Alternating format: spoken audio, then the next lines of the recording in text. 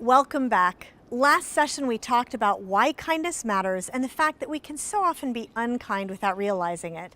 This session, we're going to tackle what specifically that looks like by looking at the temptation to be negative, how we might be negative without intending to, and what we can do differently. One of the most sneaky and damaging ways that we spread negativity, make people feel very uncared for, and reinforce bad thoughts and feelings in ourselves is by venting about someone or something when we're upset.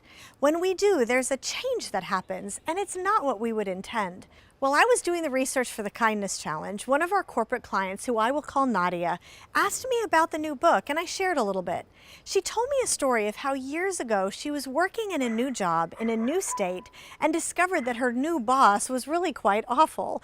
This new boss was not only demanding, but very harsh, quite a mean person. Nadia and her other colleague, Jasmine, got the brunt of this, and as the months went by, Nadia would often tell Jasmine the latest horror story about what the boss had done. She would get things off her chest, but she started to notice that her colleague never would chime in.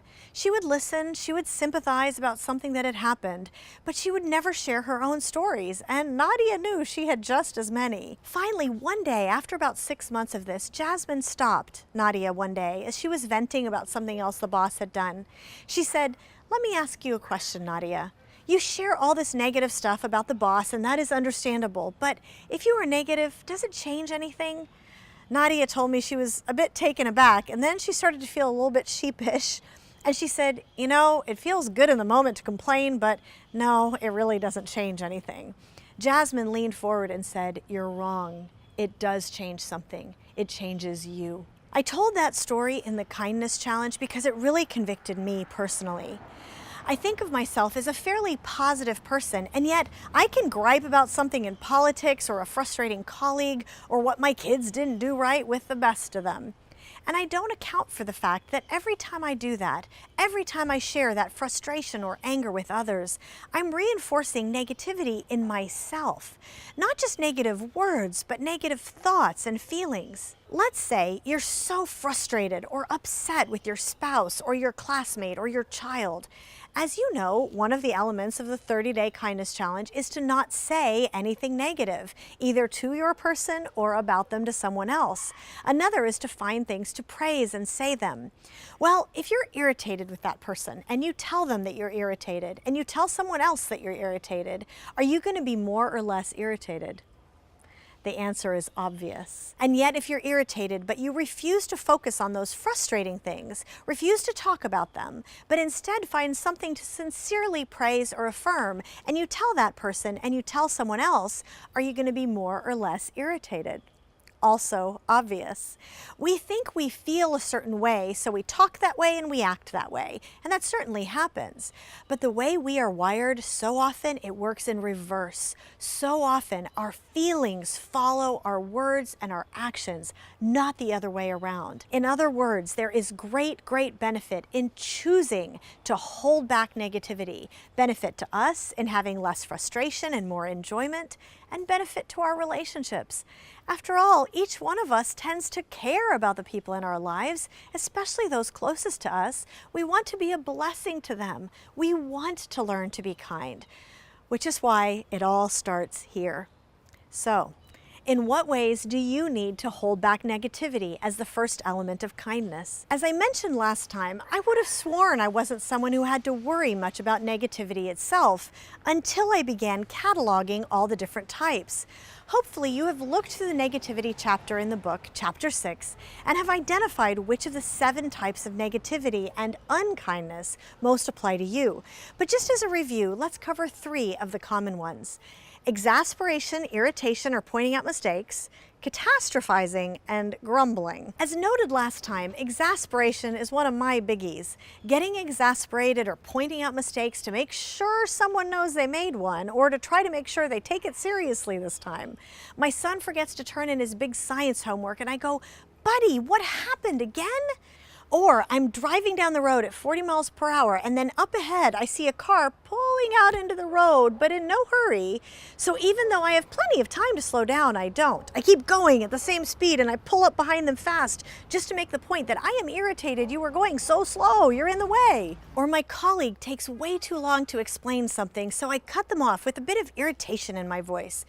Yeah, not pretty, but I do this. Many of us do. And we don't realize that we're saying you're an idiot. We would never say that out loud, but that's what we're saying. We are so unkind and we need to stop it. Now, maybe exasperation isn't your problem. The next type of negativity that some of us often miss is catastrophizing. This is a big one in our culture, and I struggle with this too. All too often, we are very worried about something that is coming, something that could happen. We think, if this thing happens, it will be a catastrophe. Joe just made a terrible decision and I can see the train wreck coming. If we don't do something about this problem, whatever it is, our culture is going to the dogs. Now, here's the thing. All those statements could be true, but all too often our response to that perceived catastrophe is very, very unkind. We get upset and agitated. We write angry, mean online posts. Instead of wondering, is this a productive response? We use harsh language when we could get across our opinion calmly instead.